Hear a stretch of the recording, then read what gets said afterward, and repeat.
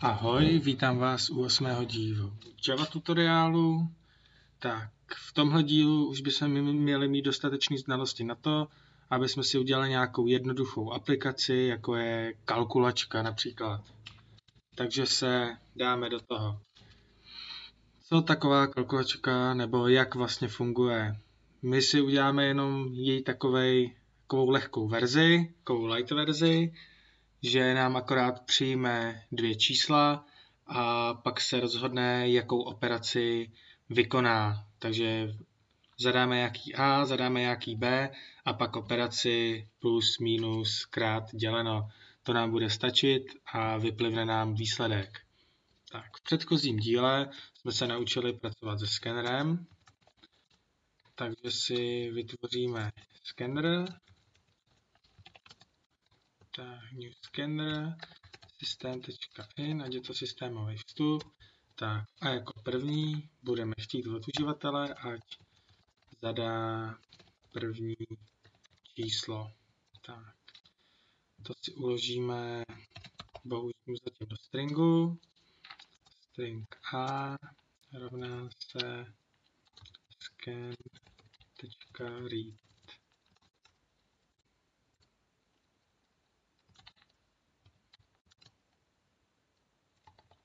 Next line, pardon, jsem se trošku zasek. Tak, máme první číslo. Tak, teď si zadáme druhé číslo. To si uložíme do hodnoty B. Tak a teď rozhodneme, ať uživatel zadá operaci. Tak, třeba string operace rovná se scan.next line.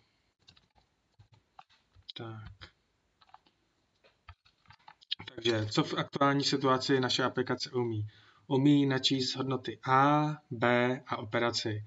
Bohužel ale ty, co jsou trošku vnímavější z vás, tak si všimnou, že čísla používáme jako stringy. To rozhodně není dobrý.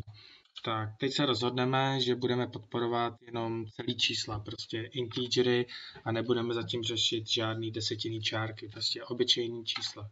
Takže bychom si ty A a B čísla mohli převést na integery.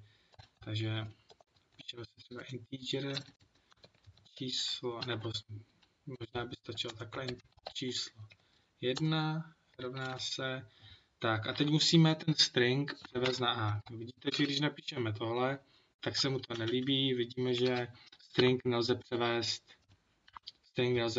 na integer. Tak, v Javě existuje takzvané parsování a to slouží právě k tomuto převádění. Takže napíšeme slovo integer, což je objekt, a metoda se jmenuje parseInt, tady ta, a dovnitř patří string. Tak a tady to nám udělá to, že string A nám to převede na číslo. Tak, to samé uděláme pro číslo 2. Číslo 2 rovná se B. Tak, a teď už jenom na základě té operace vypíšeme správný výsledek. K tomu využijeme samozřejmě naše podmínky a teď se můžeme rozhodnout, jestli použijeme if nebo switch. Tak, jelikož mi se víc v této situaci líbí switch, tak použijeme switch. Tak a teď jaké operace budeme chtít podporovat. Takže určitě to bude sčítání jako první. Takže píšeme case pro sčítání. A v téhle situaci dáme, že integer výsledek rovná se číslo 1 plus číslo 2. Tak a teď budeme chtít podporovat určitě ještě minus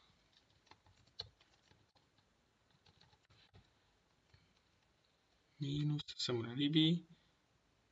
A že už to máme definovaný, takže my si to nadefinujeme ten výsledek tady. A přiřadíme mu třeba 0.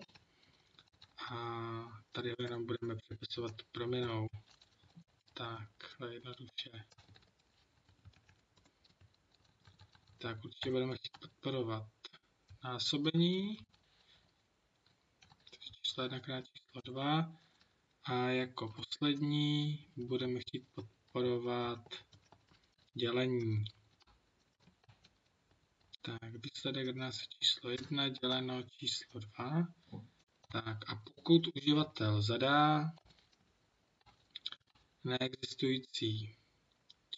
neexistující operaci, tak mu vypíšeme třeba nepodporovaná operace.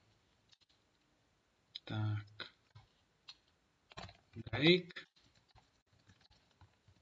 A zde vypíšeme teda daný výsledek, takže vypíšeme výsledek je tak a teď tam dáme náš výsledek. No a myslím, že bychom to mohli zkusit. Takže zadáme první číslo 5, zadáme druhé číslo 10 a řekneme, že je chceme sčítat. Výsledek je 15. Výborně. Můžeme zkusit znova.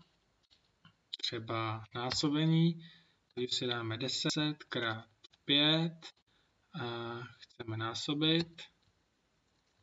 Takže hvězdička. Vidíme, že výsledek je 50. Další, co si řekneme, je, pokud zadáte nějaké dvě čísla a zadáte neexistující operaci, tak vidíte, že to napíše nepodporovaná operace, ale pod tím napíše výsledek je 0. Tohle samozřejmě nechcem, takže zde si můžeme rovnou napsat něco jako systém.exit. Sem dáme 0, jakože žádný problém, 0 a program by se měl tady tím příkazem ukončit. Až to zavřu, se tam já pustil. Takže dáme start, zadáme první číslo, druhé číslo, zadáme operaci neexistující a vidíte nepodporovaná operace a je to ukončené. Tak. Tahle to opravdu jednoduchá kalkulačka vám jenom ukazuje, jak spojovat to, co už jsme se naučili. V dalším díle si kalkulačku drobet vylepšíme, ošetříme si zadávané vstupy, aby jsme opravdu mohli zadávat jenom číslo a trošku si ji vylepšíme. Takže se mějte hezky a těším se na vás na další